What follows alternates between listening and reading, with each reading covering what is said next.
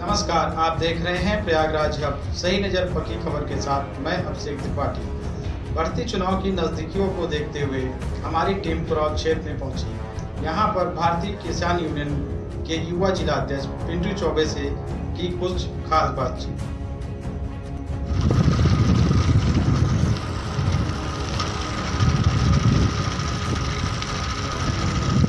प्रयागराज विधानसभा के कोरांव क्षेत्र के इसमें पत्थरताल गांव में स्थित है। यहाँ पर भारतीय किसान यूनियन के भानु युवा जिला अध्यक्ष पिंटू चौबे जी हैं, जो किसानों के मुद्दा को लेकर हम इनसे कुछ बात करेंगे। जो विपक्ष पक्ष जो भी हैं, जो तरह तरह के आरोप प्रत्यारोप लगा रहे हैं, वह पूरी तरह से बताएंगे कि यहाँ पे किस प्रकार की किसानों को समस्याएं होती हैं। आइए हम पिंटू जी से बात करते हैं और किसानों के संबंधित बात करते हैं। हमारे प्रयागराज हब चैनल में आपका बहुत बहुत स्वागत है।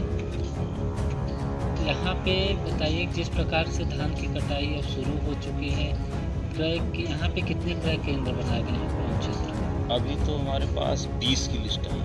20 की लिस्ट है। 20 की लिस्ट है और धान लगभग अब पक भी गई हैं, 10% कट भी गई है।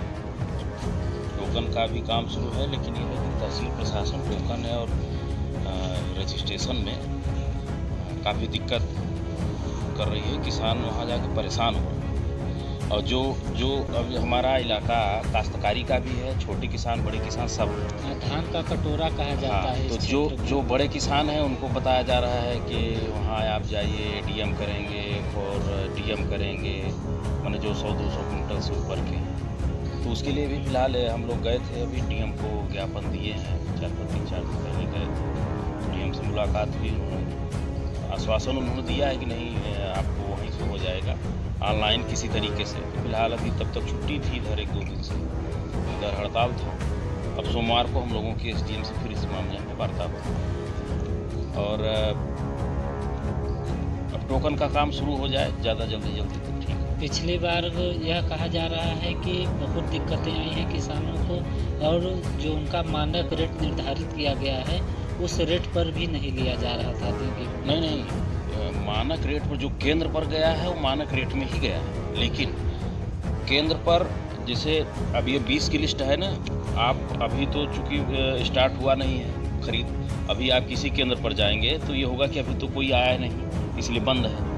आप 15 दिन बाद 20 दिन बाद जब आएंगे, जब पीक रहेगा, धान की बिक्री का पीक आवर रहेगा, उस समय आप देखिएगा कि इसमें से मैं उम्मीद करता हूं कि आधे से या आधे के आसपास ही केंद्र आपको चालू हालत मिलेगी जहां तौल होगी, बाकी ऑन पेपर रहेगा। इसलिए कि ऑन पेपर जो प्राइवेट कंपनियां जितनी ले रही हैं उसकी कोई निगरानी नहीं है, कोई उसकी मॉनिटरिंग नहीं है।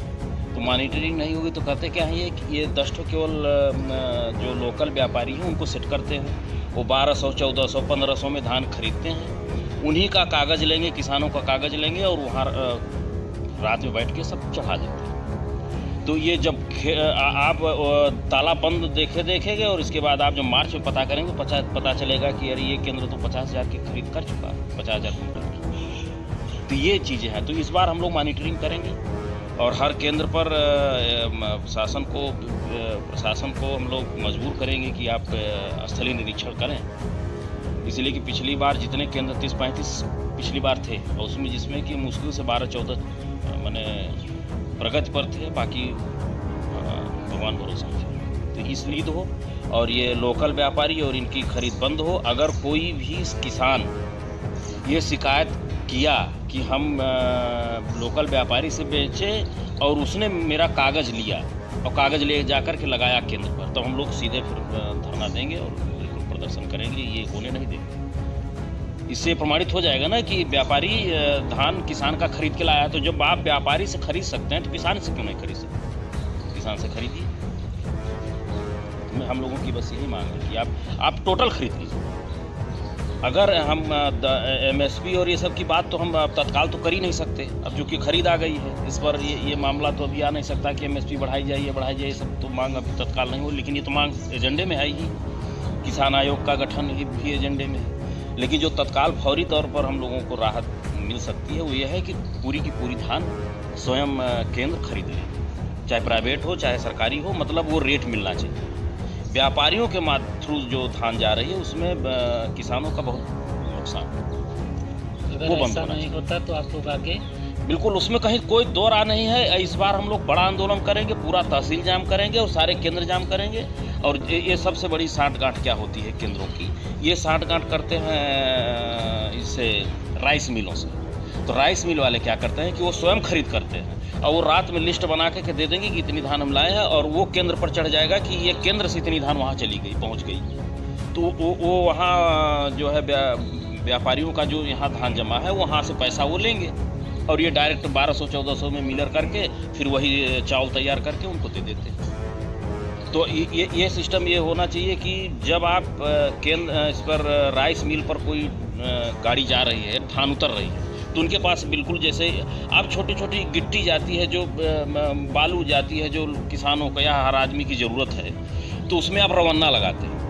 जहाँ इतनी बड़ी लूट मची है तो कम से कम आप एक रिसीविंग पर्ची तो ट्रैक्टर को या ट्रक को दीजिए कि ये हाँ ये फला केंद्र जो यहाँ उतर रहा है राइस मिल पर धान वो फला केंद्र से आ रही है, ये रसीद में होनी चाहिए, ताकि कोई भी अगर पूछे भाई ये जो उतर रहा है ये कहाँ का, तो वो ये दिखा सके। चूँकि इसलिए नहीं दिखा सकते कि आप जाएंगे तो हर राइस मिल पर कम से कम 50 ट्रैक्टर 2-4 ट्रक पर डे उतरता है, और आप कायदे से पता करेंगे तो आपको पता चलेगा कि उसमें केवल आधी धान केंद्रों से आती है, बाकी सब किसानों के घर से आती है, व्यापारियों के माध्यम से। ये इस बार बंद होगा, नहीं तो आंदोलन होगा, बढ़िया आंदोलन। आपने देखा कि युवा जिला अध्यक्ष का साफ तौर पर कहना है कि अगर इस बार किसान अपने धान को बिक्री करने में केंद्रों पर परेशान हुए या किसी प्रकार के व्यापारी के द्वारा धान किसानों से लेके केंद्र पर बेचा गया, तो इस बार हम लोगों को प्रदर्शन के लिए बाध्य होंगे।